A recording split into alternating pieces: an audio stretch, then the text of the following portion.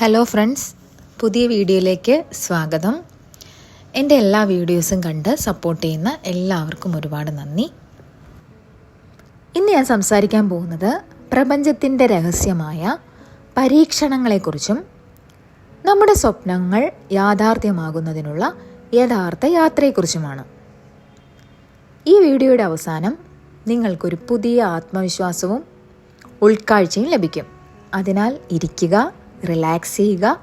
കാരണം ഇത് നിങ്ങളുടെ ജീവിതത്തെ മാറ്റിമറിക്കാനുള്ളൊരു സംഭാഷണമാണ്. നമ്മൾ സാധാരണയായി നമ്മുടെ സ്വപ്നങ്ങളെക്കുറിച്ചും ലക്ഷ്യങ്ങളെക്കുറിച്ചും സംസാരിക്കുമ്പോൾ അത് പ്രപഞ്ചവുമായി ഒത്തുചേർന്ന് സാക്ഷാത്കരിക്കാനുള്ള വഴികളെക്കുറിച്ചാണ് ചിന്തിക്കാറുള്ളത്. പക്ഷേ ഒരു നിമിഷം നിങ്ങളൊന്ന് ചിന്തിച്ചു നോക്കൂ. എന്തുകൊണ്ടാണ് ആ ലക്ഷ്യത്തിലേക്കുള്ള യാത്ര എപ്പോഴും നേരെ നടക്കാത്തത്? എന്തുകൊണ്ടാണ് ചിലപ്പോൾ നമുക്ക് തടസ്സങ്ങളും വെല്ലുവിളികളും നമ്മളെ തേടി എത്തുന്നത്? എന്തുകൊണ്ടാണ്? അതായത് ഞാനൊന്നും കൂടി പറയാം. നമ്മുടെ ആഗ്രഹങ്ങൾ, അല്ലെങ്കിൽ നമ്മുടെ ഉദ്ദേശങ്ങൾ എല്ലാം നിരന്തരം നമ്മൾ ദൈവത്തിനോട് പ്രാർത്ഥിച്ചുകൊണ്ടിരിക്കുകയാണ്. അതായത് നമ്മൾ പ്രപഞ്ചശക്തിയോട് പറഞ്ഞുകൊണ്ടിരിക്കുകയാണ്. അതും ഭയങ്കര ആകാംക്ഷയോടും ആത്മവിശ്വാസത്തോടും കൂടിയാണ് നമ്മൾ പറയുന്നത്. പക്ഷേ എന്തുകൊണ്ടാണ് ഈ മാനിഫെസ്റ്റേഷൻ എന്ന വഴി പെട്ടെന്ന് നടക്കാത്തത്? എന്തുകൊണ്ടാണ് നമ്മളെല്ലാവരും ആഗ്രഹിക്കുന്ന ആ ഫലം ഉടനെ ലഭിക്കാത്തത്? അതാണ് ഞാൻ ഉദ്ദേശിച്ചത്. ഇവിടെ തന്നെ ഒരു വലിയ രഹസ്യമാണ് ഒളിഞ്ഞിരിക്കുന്നത്. നമുക്ക് തോന്നുന്നത് പോലെ യൂണിവേഴ്സ് നമുക്ക് നേരെ തടസ്സങ്ങൾ കൊണ്ടുവരികയല്ല, മറിച്ച് അതൊരു ഡിവൈൻ ഡിസൈനാണ്.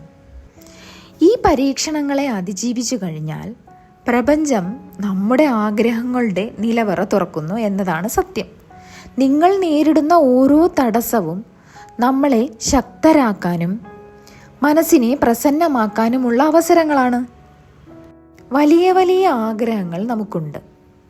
ധനം, സന്തോഷം, നല്ല ബന്ധങ്ങൾ, നല്ലൊരു ജീവിതം.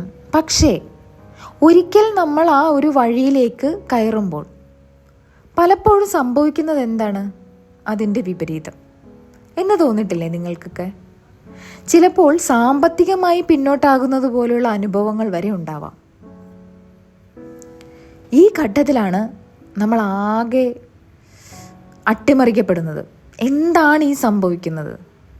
എന്തിനാണ് യൂണിവേഴ്സ് നമ്മളെ ഇങ്ങനെയുള്ള സാഹചര്യത്തിലേക്ക് തള്ളിവിടുന്നത് എന്നുള്ള സംശയങ്ങൾ നമ്മുടെ മനസ്സിൽ ഉയരുന്നു. പക്ഷേ ആ സമയം തന്നെ യൂണിവേഴ്സ് നമ്മളോട് ചോദിക്കുന്നൊരു ചോദ്യമുണ്ട്. അതായത് നമ്മളൊക്കെ ഒരു പുതിയ ജീവിതം ആഗ്രഹിക്കുന്നു, കൂടുതൽ സമൃദ്ധിയും സന്തോഷവും ഒക്കെ ഉള്ളത്, അല്ലേ? നമ്മൾ ആഗ്രഹിച്ചൊരു പുതിയ യാഥാർത്ഥ്യത്തിലേക്ക് എത്തണമെങ്കിൽ അതിനുള്ള സ്ഥിതി നമുക്ക് ഒരുക്കണം. യൂണിവേഴ്സ് നമ്മളോട് നേരിട്ടത് ചോദിക്കില്ല. നിന്റെ മനസ്സ് അതിനായി തയ്യാറാണോ എന്ന സാഹചര്യങ്ങൾ വഴിയാണ് ചോദിക്കുന്നത്. ഉദാഹരണത്തിന്, നിങ്ങൾ ആഗ്രഹിക്കുന്നത് ധനസമ്പത്താണെങ്കിൽ ആദ്യം നിങ്ങൾ പണത്തെ എങ്ങനെ കൈകാര്യം ചെയ്യുന്നു എന്ന് പരിശോധിക്കപ്പെടും. പലർക്കും തെറ്റിദ്ധാരണയുണ്ട്.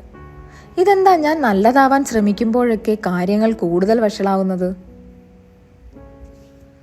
ഇത് നിങ്ങൾക്കുള്ള ശിക്ഷയല്ല, നിങ്ങളുടെ പ്രാപ്തിയെ പറ്റിയുള്ള പരിശോധനയാണ്. ഇനി ഞാനിത് മനസ്സിലാക്കാൻ വേണ്ടി ഒരു ഉദാഹരണം പറയാം.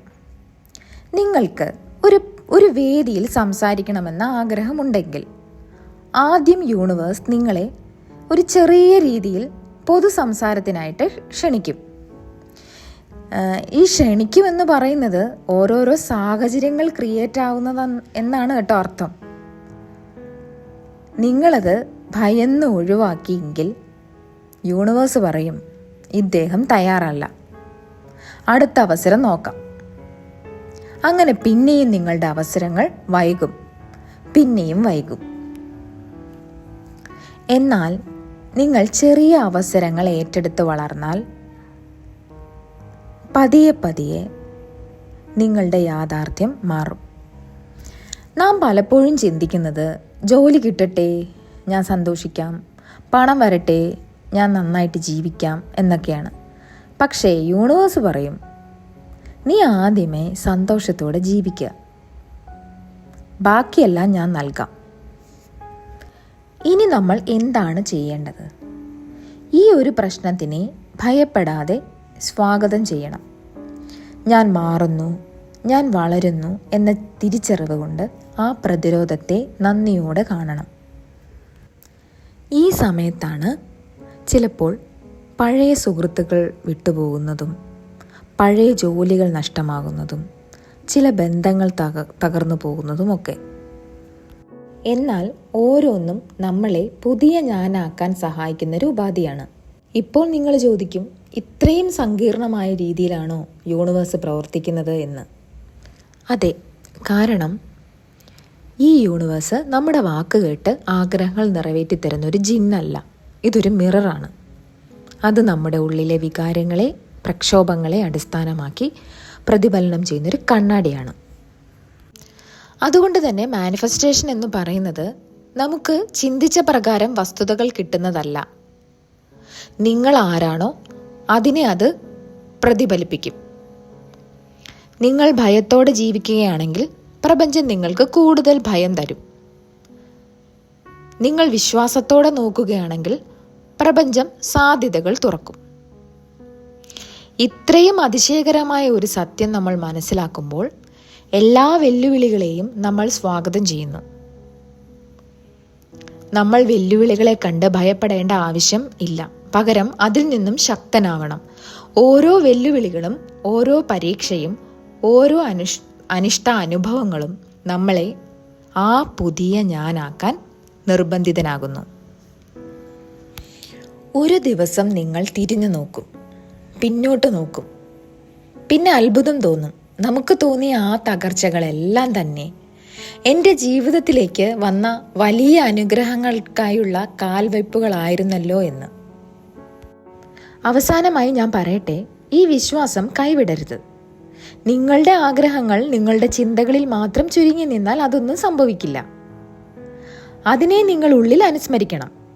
നിങ്ങളുടെ വ്യക്തിത്വത്തിൽ അതിൻ്റെ ആവശ്യം ഉൾക്കൊള്ളണം.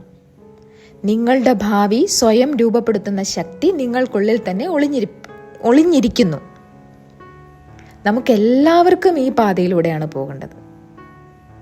ഇതൊരു വെളിച്ചത്തിലേക്കുള്ള യാത്രയാണ്. ഈ യാത്രയിൽ നിങ്ങൾ ഒറ്റയ്ക്കുള്ള ആളല്ല. ഞാനും നിങ്ങളുടെ കൂടെ തന്നെ ഉണ്ട്.